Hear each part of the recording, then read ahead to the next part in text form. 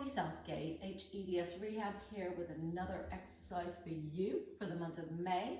Today I thought we would tackle the pelvic floor and the abdominal muscles, or the transverse abdominals, which again is very controversial, and how you use them has become very controversial.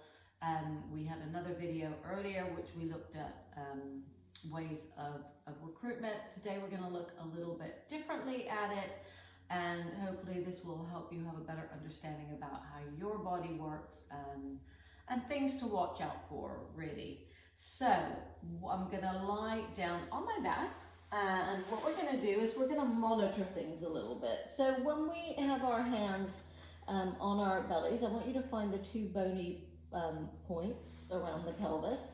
And you're going to take your hands just inside there. Now, if I was not holding, I should have some softness in there. So it shouldn't be squidgy like if I had no tone there, but it also shouldn't be too firm there. So if it's very firm there, I'm probably over recruiting bits. So the pelvic floor doesn't want to be held all the time, because if it's held, it's not functional. Muscles only function if they can relax and they can contract. So I want you to start with just awareness of just breathing and relaxing, and just seeing if you can relax your pelvic floor. So you're going to inhale and you're going to exhale, and just feel, am I relaxed in my pelvic floor? Do I feel held? Because we don't want to be held all the time, but we also don't want to have nothing going on. So there will be a number of people with hypermobility whose pelvic floors will be in spasm, and there will equally be a number of people who haven't got good control and maybe have prolapse issues. So there is no one way that works for everybody. There's no one right way to teach or to do this, but really part of it is about your own awareness of your own body. So I want you just to think that you can breathe in and you can be relaxed, and everything is nice and soft. So with the pelvic floor, you can focus on 3 different parts of the pelvic floor. So we can start with the back passage, and the back passage wants to gently be lifted up, and it wants to aim almost for your belly button inside. So I'm not pulling my belly tight, I'm not pulling my belly down. Less is absolutely more. So it's the back passage, and it's just lifting, and it's not going miles up or anything like that. It's just a teeny little lift of the back passage and then relaxing it. So it's really important that you're able to relax it.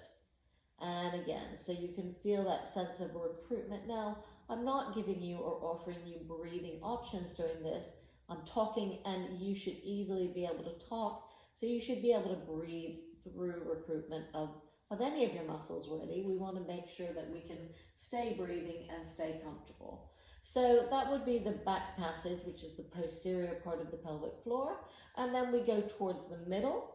And the middle, you want to think about lifting more straight up. So that's going to be in between the front and the back passage. And this is both for men and for women. So with the middle portion of the pelvic floor, it wants to be able to come straight up the middle. And again, less is more. We're not trying to over contract. We just want a very gentle lift up, and then a gentle relaxation. And you want to be able to feel the difference again in that contraction of lifting and then letting it come down. So that's thinking about the anterior portion of our pelvic floor, the front pelvic floor. So they all, there are different muscles that make up the pelvic floor. It's not just one, and they all are lined differently. And so the recruitment angles need to be a little different. So with the front pelvic floor, we are going to think about the front passage aiming towards the back passage. So keeping yourself breathing, so you never want to be holding your breath when you're trying to recruit the pelvic floor or the abdominals. That's not functional in any way, because we need to keep breathing every day through our entire lives. So I want you to think that you're gently drawing the front passage towards the back passage, and then relax. Now, most of us will favor one more than the other, and that's fine. So that's also really good awareness. If you can find that one is more eager to recruit than the others, they will all come on together. You can't completely separate them. You can't separate anything really, but you can try and use your mind to stimulate one if it's not working. So we have what we call neuroplasticity and we have motor control. So we can think our muscles on and off, which is great because that's how we can retrain things. So we're starting with everything relaxed. We're going to go back to that front passage and we're going to gently think about aiming towards the back passage and then relax. And one more time, we're going to aim the front passage towards the back passage. This is a super light recruitment. If I start to grip, my belly goes firm. Now, if my belly has gone firm, I have not recruited the correct muscles and I've ended up over recruiting bigger muscles. So I am not getting into those pelvic floor muscles. So it should be very gentle and the stomach should say, you might feel the tiniest bit of activity under your fingertips, just inside your hip bones, but it shouldn't pop out that way. So you should never feel the muscles tighten and push your fingers up. If you have, then you have over recruited. So what we're going to look at now is also adding a little bit of transverse abdominis on. So it's fine for your belly to flatten with the use of the pelvic floor and the tummy. But what you don't want to do is sink it so much that your ribs lift up. So I want your ribs shouldn't squeeze, they shouldn't lift, they should remain nice and relaxed. And you can allow the pelvic floor to be recruited and the belly to flatten. So it's different than just hollowing.